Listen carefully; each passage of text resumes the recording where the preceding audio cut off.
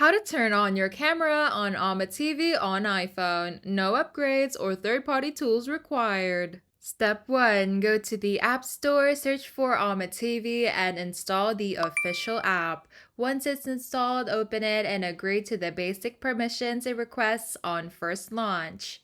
Step 2. If the app doesn't prompt you automatically, go to your iPhone settings and then to Ome TV and make sure both camera and microphone are turned on. Step 3. If you're using Ome TV in a browser instead of the app, open Safari, go to Settings and then to Safari and then click on Camera and set it to Ask or Allow.